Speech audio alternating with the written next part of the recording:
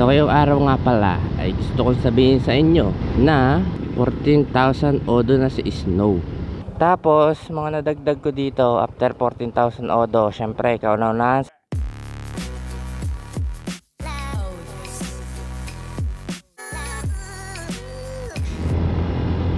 yo, kamusta kayo mga friends ko malulupay? Yeah.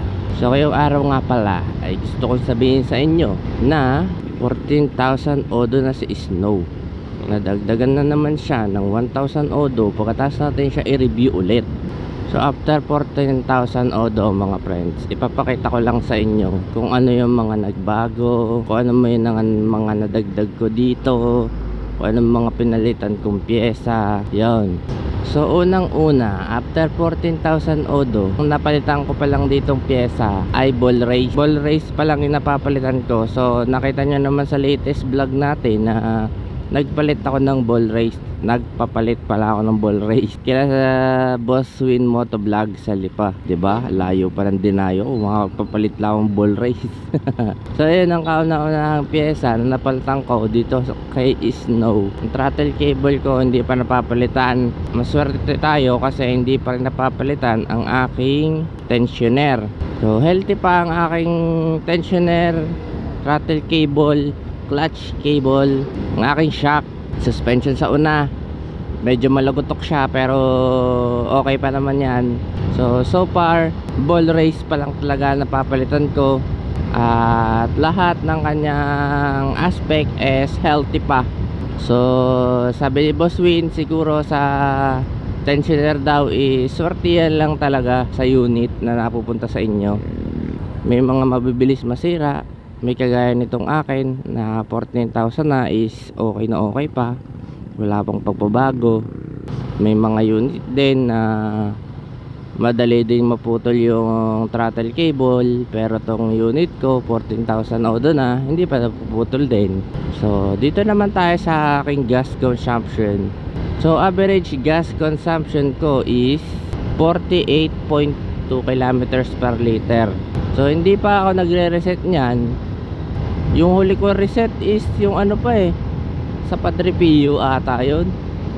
Hindi ko yan nire-reset. Tinitingnan ko talaga kung ilang buwan siya, kung ilang fuel economy niya makalipas ng ilang buwan. So ito is parang nasa ilang months na to, February, March, April, May, 3 buwan na.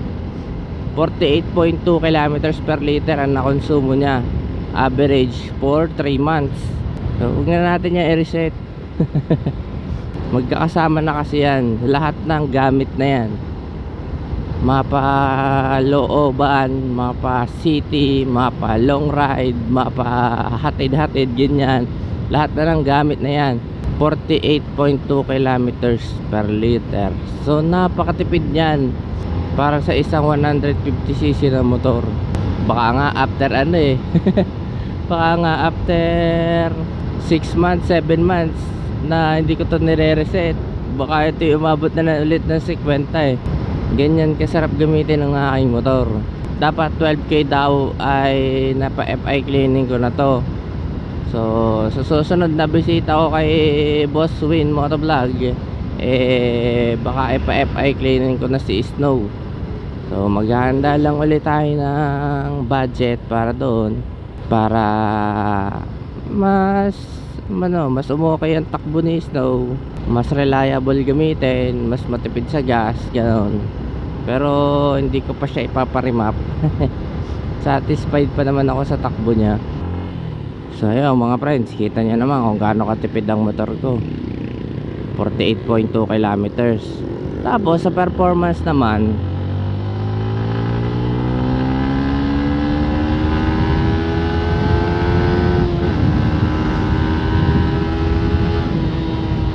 yan mga friends, ang performance ni Snow. Kayo nang bahala kung ano nangyari. Yun na yung kanya performance. Para sa akin, satisfied pa rin naman ako dun, kasi hindi ko naman yung madalas ginagawa. Mga takbuhan ko naman lagi mga ganito lang, yan, mga 70, 60, 80 hanggang ganyan lang. Kaya wala pa rin ako reklamo pagdating sa kanyang performance. Mula nung bago ko siyang binili hanggang ngayon, ganun pa rin ang kanyang ano eh. Yun pa rin ang kanyang arangka, yung kanyang torque. Ganun pa rin yung kanyang acceleration. Ganun pa rin yung kanyang power. Hindi nagbabago. Alagaan nyo lang talaga sa langis at hindi magbabago ang kapangyarihan niyan. Kapangyarihan, ang lakas ng motor nyo. Wala, nakakatuwa lang din na ganun na yung kanyang performance. So based sa performance, wala naman nagbabago sa kanya. After 14k odo, ganun pa rin, maning-mani lang din talaga umovertake, hindi nakakabitin. So last pa change oil ko is kailan ba? Hindi ko natanda kung kailan ako nagpa-change oil eh. Pero ang trip 1 ko ay 1.5 na, 1.551. So pwede na rin siyang ipa-change oil, pero sulitin na muna natin ng konti pa. Wala pa naman akong long ride. So ang gamit ko nga palang langis ngayon ay Shell Advance Ultra, yung fully synthetic. Yun pa rin ang gamit ko langis, hindi ako nagpapalit pa ulit. Napakasarap niyang gamitin sa motor. Medyo mainit-init ng konti sa makina, pero hindi gaano. Medyo malabnaw siya, pero okay na okay, hindi siya malagkit. Ramdam nyo naman yun sa makina nyo pag malagkit ang langis. Yung sa akin ayos lang.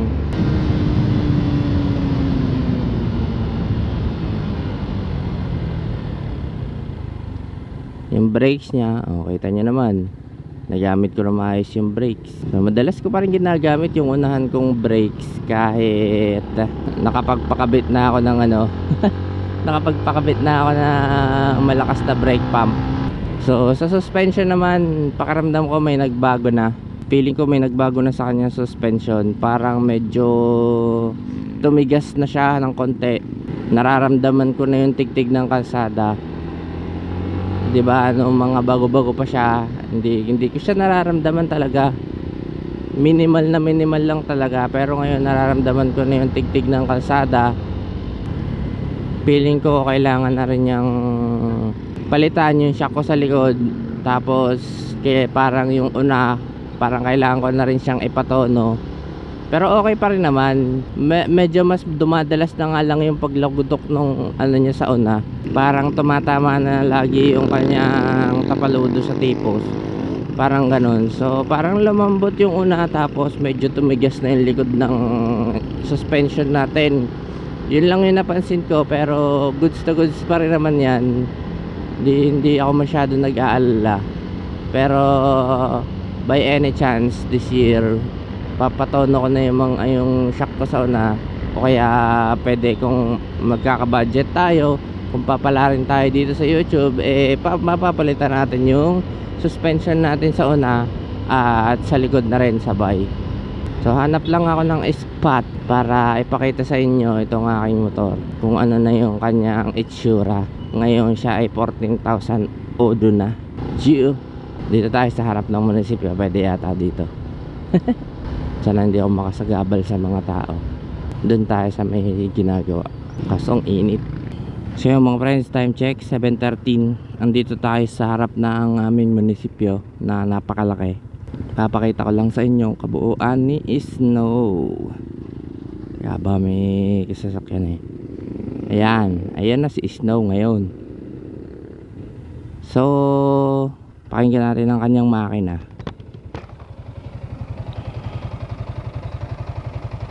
Yan, tunog ng makina ko. Medyo maingay lang kanyang barbula. Nag-ulan nga pala dito nung mga nakaraang araw, kaya yan, medyo putik-putik yan. Wala, hindi talaga maiiwasan pagka ulan eh. Ano yun? Ba't ganun? Dumi ba na rin? Tsaka dumi ba na rin? Yan mga friends, kainamang putay. So papalinis ko na rin ulit yan. Tapos mga nadagdag ko dito after 14,000 odo, syempre kauna-unahan side mirror, tapos handle grip, tapos itong bar end, tapos step grill and bag na binili ko Sir Oskimoto sa Facebook. Tapos itong phone holder, mga accessories lang yan. Then bumili na rin ako ng bagong upuan. Yan ang bago kong seat, camelback seat. Yan. So goods naman siya gamitin, napakalambot. Kita nyo naman oh. Nung una medyo nangangalay ako nung buog bagong inupan. Pero ngayon mga nakailang mag-iisang linggo na yata to, okay na siya, hindi na siya nakakangalay. Tapos ito solid, hindi ako umaatras sa likod kapag nabilis na yung aking takbo. Tapos ito tail tidy.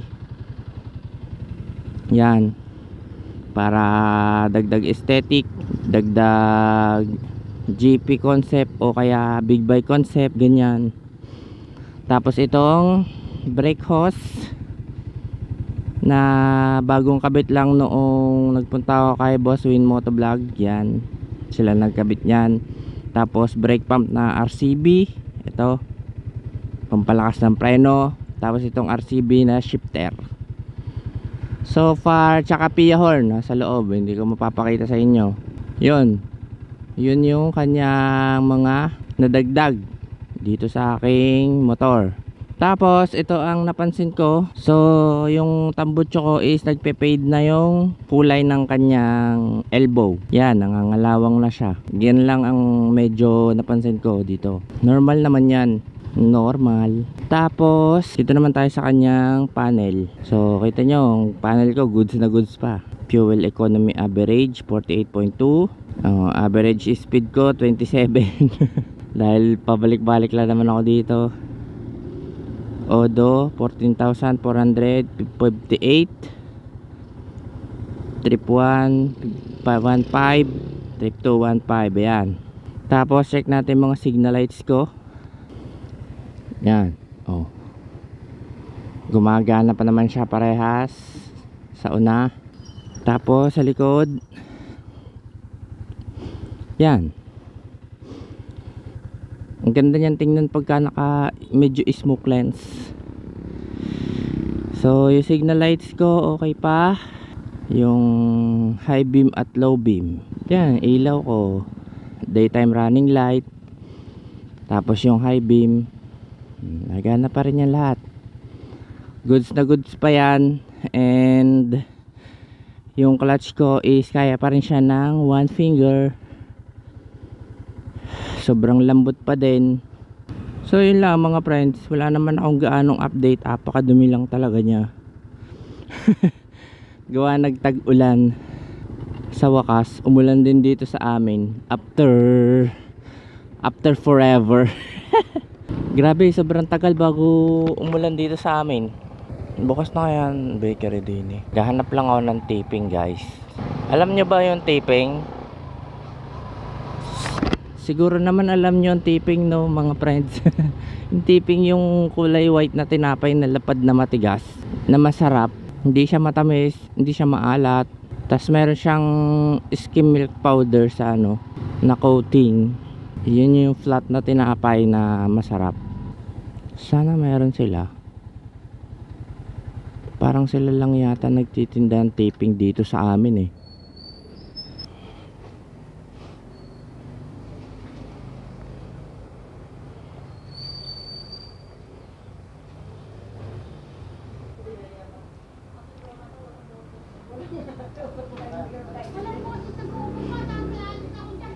Ate, meron po kayong taping? Tiping? Wala Wala. po. Saan po kaya meron ganun dito? Meron pa lang. Hindi na nakakakita. Kaya nga po eh. Sige po, salamat po. Wala talaga silang taping. Di ko alam kung saan ako bibili ng taping. Bukas maghahanap ulit ako. Hanap tayo, tingnan natin din eh. Pasalubong center eh. Baka meron dito. Hihi. Finding taping.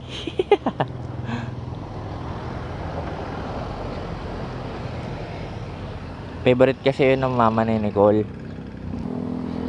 Hello po. Meron po kayong taping? Wala po. Apo. Ang hirap naman po hanapin eh. Parang wala na pong gumagawa nun ngayon sa mga bakery. Pa? Oo nga po. Sige po, salamat po. Aangas ni Snow oh. Napakaangas. Napakadumi. Napakaangas, napakadumi. Wala tayong bibili ng tipeng. So yun lang mga friends. Yun lang naman ang update ko sa inyo about dito sa aking motor na napakapogi, napakaganda. So yung mga dinagdag ko naman dito ang bagong pyesa is para rin makatulong sa akin kapag ako naglo-long ride. Preno para safe ako kapag medyo tumataas na yung aking speed. Tapos yung upuan para hindi ako mangalay kapag long ride. Ayun, yun lang naman mga dinadagdag ko dito.